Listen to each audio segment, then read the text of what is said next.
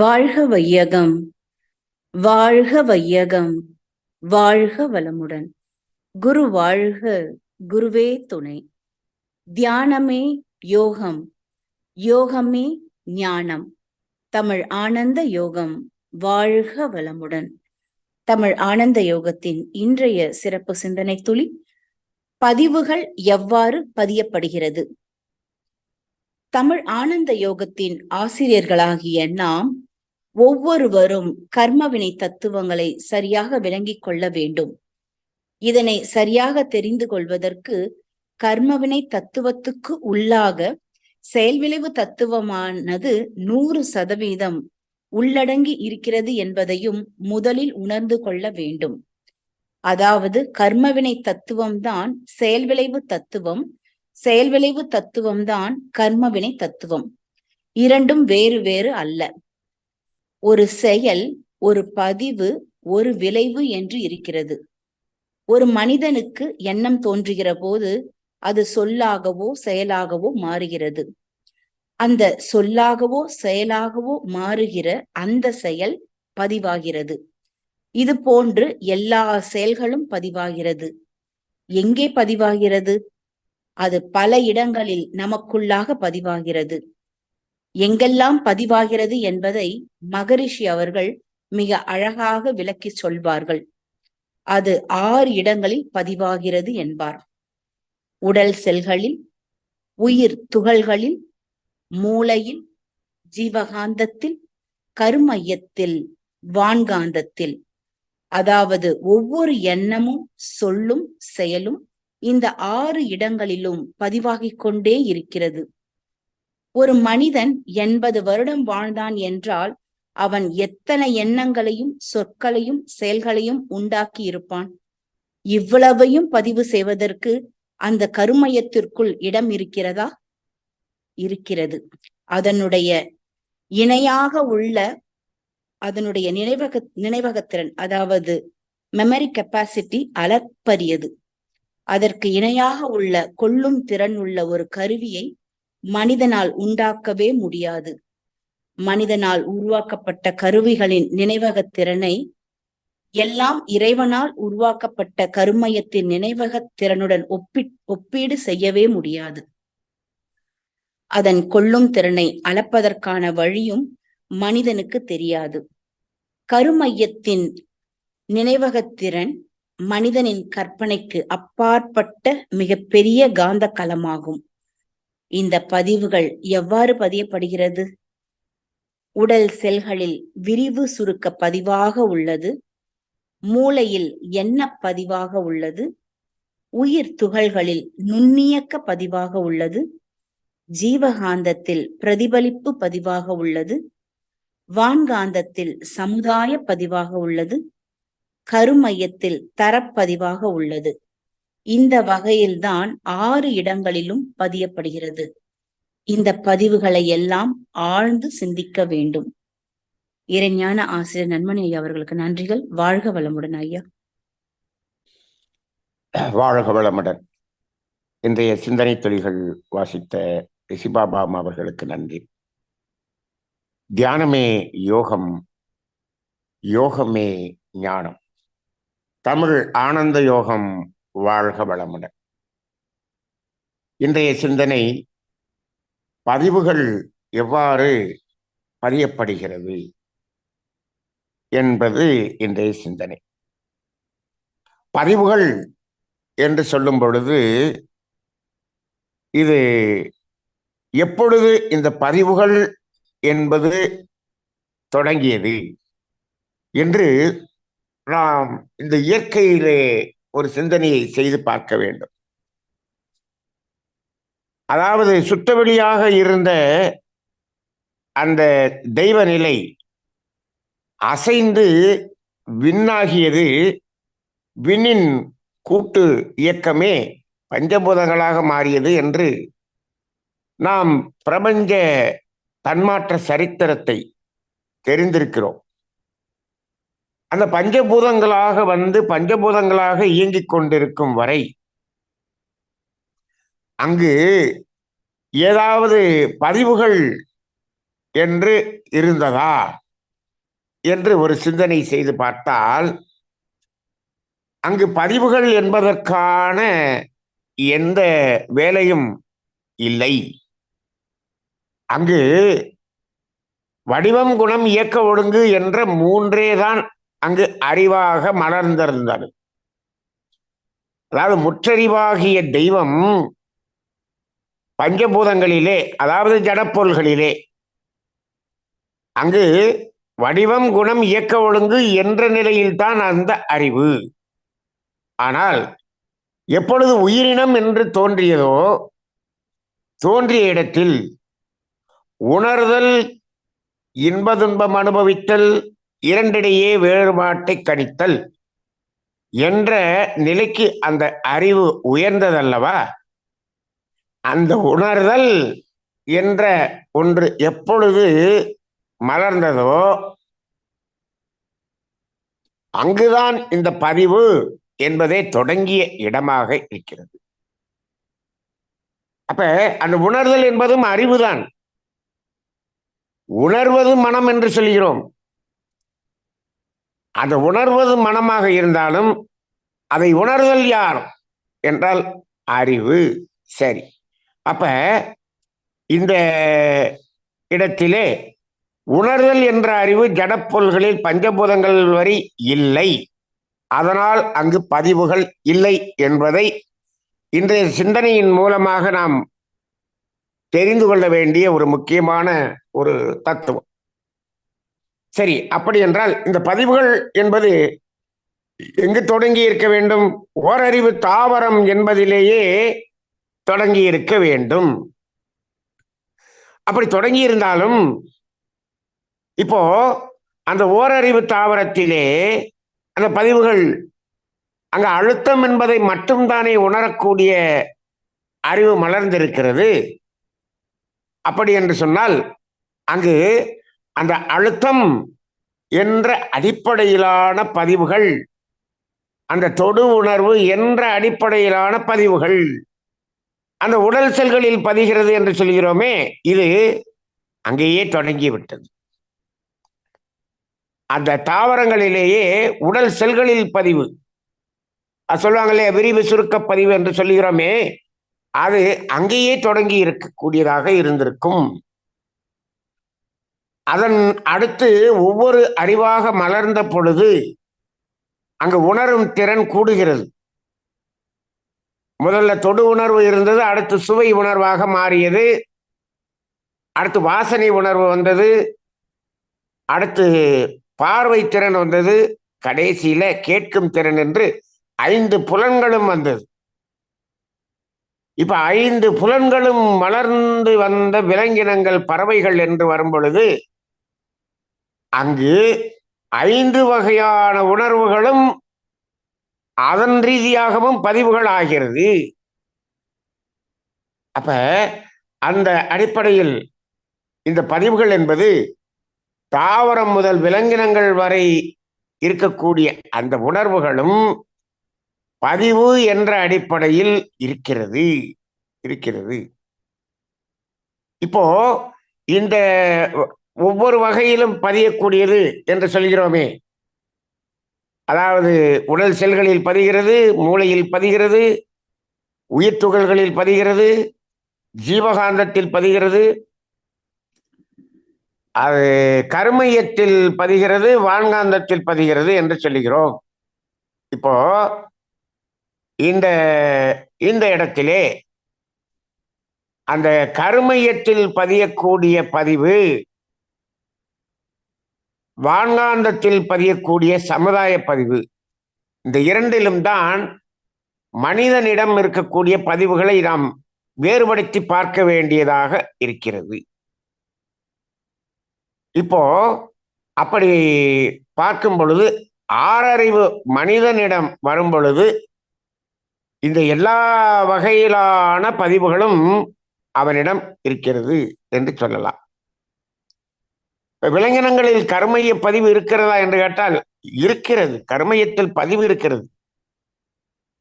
ஆனால் விலங்கினங்களின் கர்மையத்தில் இருக்கக்கூடிய அந்த பதிவுக்கும் மனிதனுடைய கர்மையத்தில் இருக்கக்கூடிய பதிவுக்கும் வித்தியாசம் உண்டு.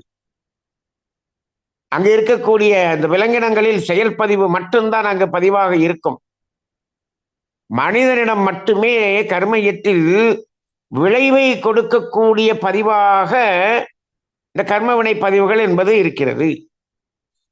அதாவது விளைவை கொடுக்கக்கூடிய பதிவுகள், விளைவு வரவேண்டிய பதிவுகள் என்று சொன்னால் அதுதான் கர்மவினை பதிவுகள். ஆக இந்த புண்ணிய பதிவுகள் என்று சொல்வதிலெல்லாம் விளைவுகள் வரவேண்டியது என்று இல்லை, அதனால் அதை செயல் பதிவுகள் என்று நாம் சொல்லுகிறோம். சரி, இந்த கர்மவினை பதிவுகள் என்று இங்கே இருக்கும் பொழுது இதனுடைய அந்த விளைவுகள் வரவேண்டிய பதிவாக இருக்கிறதே, அது என்ன ஆகிறது? வான்காந்தத்தில் அது பதிவாகி அது மொத்தமாக இந்த சமுதாயத்துக்கு இயற்கையின் மூலமாக, இயற்கை சீற்றமாக நமக்கு விளைவை கொடுக்கக்கூடியதாகவும் வருகிறது. ஆக இது மனிதனிடத்தில் தான் இதை முழுமையாக அத்துணை பதிவுகளின் வகைகளையும் பார்க்கக்கூடியதாக இருக்கிறது. இப்போ இந்த பதிவுகள் அப்படிங்கிறது இதற்கும் செயல் விளைவு தத்துவத்துக்கும் ஒரு நெருங்கிய தொடர்பு இருக்கிறது என்று இன்றைய சிந்தனையிலே நாம் படித்திருக்கிறோம். அதாவது செயல் விளைவு என்றால், அதாவது ஒரு செயல் செய்யப்படுகிறது, அது பதிவாகிறது, அதற்கு விளைவுகள் என்று சொல்லுகிறோமே. விளைவுகள் இரண்டு வகையாக இருக்கிறது. ஒன்று, அது மீண்டும் எண்ணமாக வருகிறது. அது ஒரு செயல் செய்து பதிந்திருந்தால்தான் அது எண்ணங்களாக வரும். அப்ப அந்த எண்ணங்களாக வருவதும் ஒரு விளைவு என்று எடுத்துக்கொள்ளலாம் என்று வைத்துக் கொள்வோம். அதன் பிறகு அந்த பாவ புண்ணிய பதிவுகளுக்கு தகுந்தாற்போல் அது துன்பம் கொடுக்கும் விளைவாகவோ துன்பம் போக்கும் விளைவாகவோ வருகிறது. அப்படி ஒரு விளைவும் வருகிறது. அப்ப செயல் விளைவு தத்துவம் என்பது இந்த பதிவுகள் என்பதில் இணைந்து செயல்படக்கூடியதாக இருக்கிறது. இந்த செயல் விளைவு தத்துவத்துக்காகத்தான் இந்த பதிவுகள் என்று கூட எடுத்துக்கொள்ளலாம். செயல் விளைவு தத்துவத்தை நாம் இன்னொரு வார்த்தையில் என்ன கூறுகிறோம்? கூறுதலறம் என்று கூறுகிறோம். தன்மாற்றம், இயல்பூக்கம், கூறுதலறம் என்று சொல்வார்கள். இந்த கூறுதலறம் என்பது எது? இறை நீதி, இறை தன்மைதான் இந்த கூறுதலறம் என்று சொல்லுகிறோம். அப்ப செயல் விளைவு என்பதுதான் இறை. அப்ப அந்த செயல் விளைவு என்பதற்காக, அந்த செயல் விளைவு என்பதை செயல்படுத்துவதற்குரிய செயல்கள் தான் இந்த பதிவுகள். அப்படி எடுத்துக்கணும். இந்த பதிவுகளுக்காக செயல் விளைவு தத்துவமா, செயல் விளைவு தத்துவத்துக்காக இந்த பதிவுகளா என்று கேட்டால், செயல் விளைவு தத்துவம் அது செயல்பட வேண்டும் என்று சொன்னால் அதனுடைய செயல்பாடு என்பதுதான் இந்த பதிவுகள், அதுக்குரிய விளைவுகள், இது எல்லாமே. ஆக இந்த பதிவுகள் எவ்வாறு பதிகிறது என்று சொல்லும் பொழுது, இது எண்ணமாக இருக்கும் பொழுதும் பதிவாகிறது, சொல்லாக இருக்கும் போதும் பதிவாகிறது, செயலாக இருக்கும் பொழுதும் பதிவாகிறது. மூன்றிலேயுமே பதிவாகிறது. அதனால்தான் மகரிஷி அவர்கள் எண்ணம், சொல், செயல் இந்த மூன்றினாலும் என்று சொல்லிவிடுவார்கள். இந்த பாவ புண்ணியம் என்பதற்கு சொல்லும் பொழுதும், ஒடுக்கம் என்பதற்கு சொல்லும் பொழுதும் செயலினால் என்று மட்டும் சொல்வதில்லை, எண்ணம், சொல், செயல் என்று. அப்போ ஒரு எண்ணமே பதிவாகிறது. ஒன்றை நினைத்து விட்டால் பதிவாகி விடுகிறது. அது மீண்டும் எண்ணும் போது மீண்டும் பதிவாகிறது. இவ்வாறு பதிந்து பதிந்து பதிந்து அதனுடைய வில் பவர் கூடும் பொழுது அது அழுத்த பதிவாகி, அது பழக்க பதிவாகி, அதை மீண்டும் மீண்டும் மீண்டும் கேட்கக்கூடியதாக இருக்கிறது, மறக்க முடியாததாக மாறிவிடுகிறது. அந்த பதிவுகளுக்கு அழுத்தம் கொடுப்பது என்பது இப்பொழுது நமக்கு பழகிவிட்ட பழக்கமாக மாறிவிட்டது. அதிலிருந்து விளக்கத்தின் மூலம் அதில் வெளியே வருவது என்பதற்காகத்தான் நாம் இப்பொழுது பயிற்சிகளும் முயற்சிகளும் எடுத்துக்கொண்டிருக்கிறோம். ஆக இந்த பதிவுகளில் இந்த விரிவு சுருக்க பதிவு அது உடல் செல்களிலே அதே போல உயிர் என்பதில் நுண்ணியக்க பதிவு, ஜீவகாந்தத்திலே பிரதிபலிப்பு பதிவு, மூளையிலே எண்ணப்பதிவு, இந்த மாதிரியான பதிவுகள் எல்லாம் பதிவுகளாக இருக்கும். என்ன பதிவுகள் இருந்ததோ அந்த பதிவு அப்படியே மீண்டும் எண்ணமாக மலரும். அதில் எந்த பிரித்து பார்க்கக்கூடிய எதுவும் இருக்காது. இப்ப நாக்கிலே காப்பி குடித்து ஒரு பதிவு வந்துவிட்டது என்று சொன்னால், அந்த நேரம் வரும்பொழுது அந்த நாக்கு காப்பியை தேடுகிற மாதிரியான ஒரு எண்ணத்தை நமக்கு தூண்டுகிறது அல்லவா? அந்த இடத்தில் அது காப்பி நல்லதா கெட்டதா, இது தேவையா தேவையில்லையா, இது பசிக்காகவா ருசிக்காகவா, இப்படியெல்லாம் அது என்ன செய்யாது, அனலைஸ் பண்ணாது, ஆராய்ச்சி செய்யாது. இந்த 4 இடங்களில் இருக்கிறது அப்படியே வரும். அதான் மூளை என்று சொல்கிறோம். மூளை என்பதை நீங்க நல்லதை மனப்பாடம் பண்றீங்க, நல்லது வருது எண்ணமாக. கெட்டதை மனப்பாடம் பண்றீங்க, கெட்டதா வருது. இந்த மூளை இல்லை இல்லை, நல்லதை மட்டும்தான் நான் வெளிப்படுத்துவேன், கெட்டதை வெளிப்படுத்த மாட்டேன் என்று ஏதாவது சொல்ல முடியுதானா? முடியாது. அது முடியாது. அது வெளிப்படுத்தும். ஆனால் இது நல்லதா கெட்டதா என்பதை பிரித்து பார்க்கக்கூடிய இடம் என்பது தரப்பதிவு என்று சொல்லக்கூடிய கருமையத்தில் தான். கருமையத்தில் இருந்து வெளிப்படும் போதே நாம் கர்மையத்திலேயே என்ன செய்ய வேண்டும், அந்த தீய பதிவுகளை அதாவது கர்மையத்திலேயே அதை நாம் செயலிழக்க செய்தால்தான் அது எண்ணமாக வராமல் இருக்குமே தவிர, மூளையை மட்டும் நாம் பயன்படுத்தி அதை மாற்ற வேண்டும் என்று சொன்னால் முடியாது.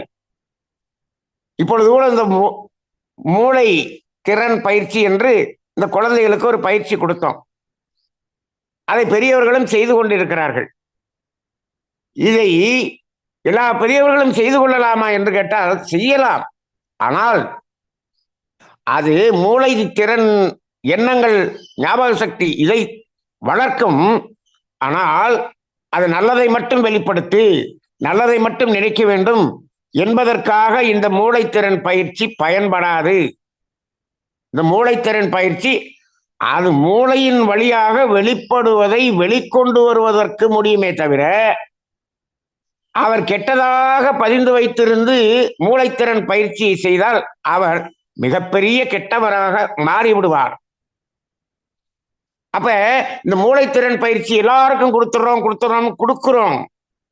ஆனால் இந்த கர்மயத்தில் மாற்றம் செய்யக்கூடிய விளக்கங்களையும் பயிற்சிகளையும் தவமும் தற்சோதனையும் செய்தவர்களுக்கு அது கொடுத்தால் அது நன்மையானது மட்டும் முழுமையாக வெளிப்படக்கூடியதாக அமையும். அப்படி இல்லை என்று சொன்னால் இந்த மூளை என்ன இருக்கிறதோ அதை அப்படியே கொண்டு வரும். அதுதான் அங்கு உள்ளது. இப்பொழுது இந்த பதிவுகள் எல்லாம் இந்த கர்மயத்தில் இப்படி பதிகிறது என்று சொல்கிறோம். இதை எல்லாவற்றையும் மனிதன் இப்பொழுது கம்ப்யூட்டரில் பதியக்கூடியது, மனிதனில் எப்படியெல்லாம் இருக்கிறதோ அப்படி பதிந்து இப்பொழுது ஆர்டிபிஷியல் இன்டெலிஜென்ஸ் என்று கொண்டு வந்து விடுகிறான். இதுவும் பதிவுதானே என்று கேட்கலாம். ஆனால் அது அப்படி அல்ல. ஒரு மனிதன் அவன் பதிந்த பதிவுகள், இவன் மூலமாக அங்கு பதியப்பட்ட பதிவுகள், அந்த ஆர்டிபிஷியல் இன்டெலிஜென்ஸ் என்பது ஒரு மனிதனால் உருவாக்கப்பட்டது. அது என்ன உருவாக்கப்பட்டது, அது கெட்டதை மட்டும் அவன் அதில் பதிவு பண்ணியிருந்தான் என்று சொன்னால் அது கெட்டதை மட்டும்தான் செய்யும்.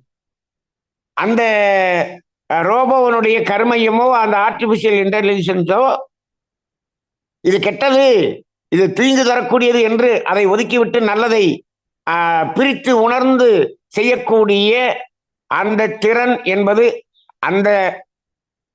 அதாவது அதனுடைய கர்மயத்துக்கோ அதனுடைய அந்த அதாவது அந்த ஷிப் என்று சொல்லுகிறார்களே அதற்கு அந்த திறன் இல்லை.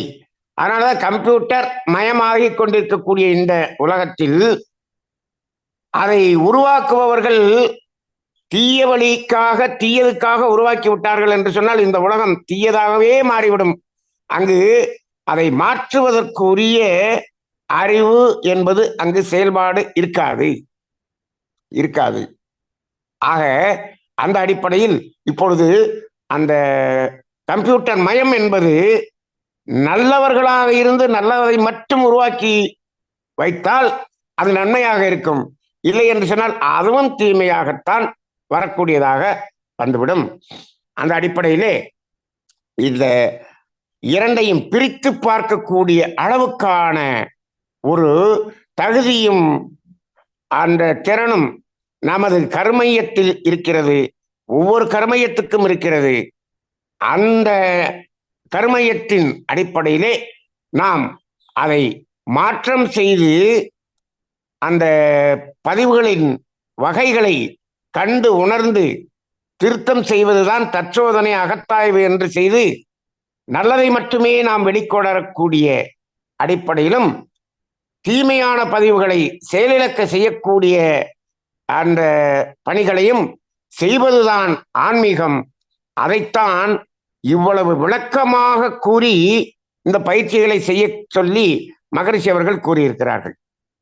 இதையெல்லாம் ஆன்மீகத்தில் இதையெல்லாம் செய்யுங்கள் என்று சொல்லிவிட்டார்கள் முன்னோர்கள். ஆனால் இவ்வளவு விளக்கம் கூறி அதை செய்ய சொன்னது வேதாத்ரி மகரிஷி அவர்களாகத்தான் இருக்கும். எதற்குமே விளக்கம் கூறி செய்ய சொன்னால் மனிதர்கள் செய்வார்கள் என்று மகரிஷி அவர்கள் இப்படி ஒரு எளிமையான விளக்கத்தை கூறி ஒவ்வொரு பயிற்சியையும் கொடுத்தார்கள். ஆனால் இப்பொழுது என்ன ஆகிவிட்டது? நான் 34 வருடமாக பார்க்கிறேன்.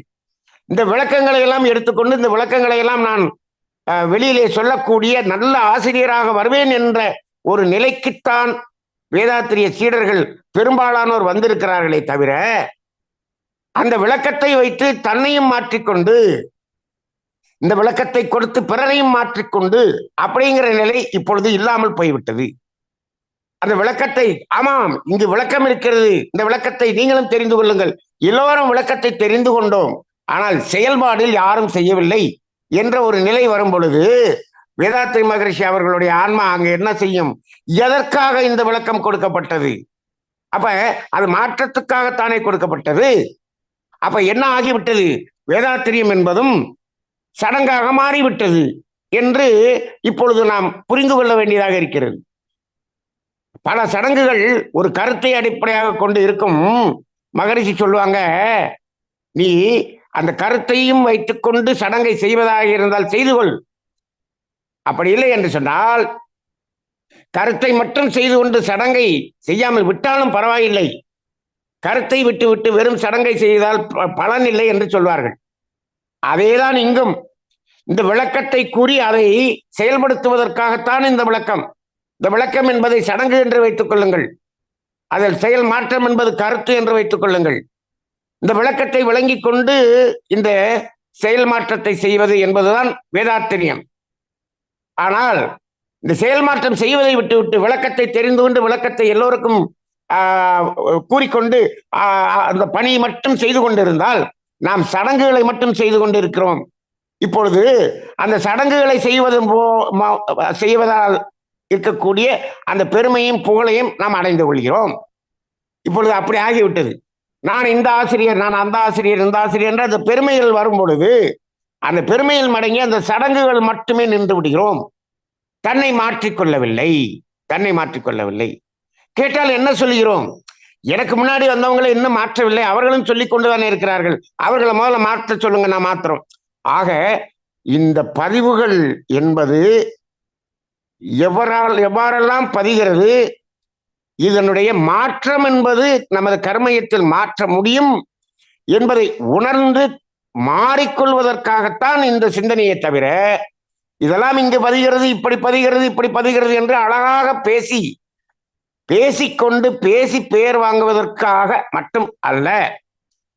வேதாத்திரியம் என்பது அதனால்தான் சொல்வார்கள், இது போதனையாக நின்றுவிடக் கூடாது, சாதனையாக மாற வேண்டும் என்று சொன்னார்கள்.